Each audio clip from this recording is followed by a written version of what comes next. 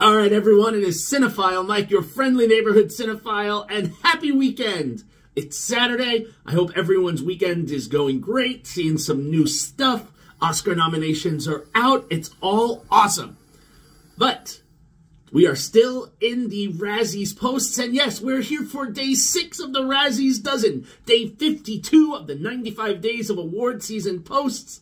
And today, for this halfway point, I am discussing the controversially nominated at the Razzies Firestarter, directed by Keith Thomas. I'm even here in my fiery red. Nominated at the Razzies for Worst Remake, Spin-off, or Sequel, this film is definitely one for its controversy. And not because it was remaking a film, a cult-loved one from the 80s with Drew Barrymore, but also because it was the first time in a while that the Razzies nominated a young performer. They nominated its lead actress, Ryan Kiera Armstrong, for Worst Actress. And this is wrong for many reasons. One, we shouldn't be nominating young performers for any kind of negative award because it's not really good for their confidence level, especially when they're just starting in this industry. And also, it makes them a bullying target, so I was personally a little offended and almost going to avoid this film altogether for this series, but they did quickly rescind it after such public backlash, which, while I do appreciate, I think some of the damage is done, but also because I wanted to make, my thoughts on this known, because I just really felt that that was not a good move. And actually, and I'm going to break my format here, I'm going to talk about the performance first.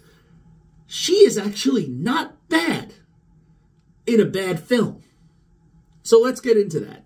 If you're not familiar, Firestarter is the story of Charlie McGee, and Charlie is Armstrong's role, a young girl with the power to incite a spark with just a thought. Now, this frightens her parents, Andy and Vicky, who we very quickly learn in the opening credits have been experimented on and also have special superpowers that they have given to Charlie. So this is kind of like X-Men Light. Andy with his telepathy and Vicky with her telekinesis, they escaped DSI, the Department of Scientific Intelligence, and went on the run with their daughter Charlie when she was born for fear she would be prodded and poked and experimented on and studied like they were. So they live their nomadic life with no smartphones, no internet, so that they can't be tracked. However, after a moment of bullying, ironic, Charlie at school has an outburst which causes a mini explosion in her school, which causes the family to have to go on the run. Also because this incident did let DSI know where they were. So in order to retrieve their prodigy, they send another superpowered bounty hunter named John Rainbird to bring Charlie in. Now, after a brief tragic battle, Charlie and Andy are able to get away and go on the run. And on this journey, Andy teaches Charlie a little bit about her power and how to control it. How will these two be able to survive? Will they get away from DSI? Will they be able to live happily ever after? We shall see. Now, the film has the potential to be good. It is an interesting premise of super meta humans. Marvel's made billions of dollars on it. And Stephen King novels oftentimes are a joy, and there have been many adaptations. Some are good, some are great, but then there are some, like this one, which unfortunately are a little mediocre. So its nomination for Worst Remake, Spin-off, or Sequel is warranted. But again, Armstrong's was not. She actually plays Charlie with the right mix of innocence and intensity of a child learning about who they are and what they can do. While the dialogue she spits out is maybe a couple of steps above ridiculous, it's the script. You can't blame the performer here. I feel she did what she could be given and probably with the direction she was given.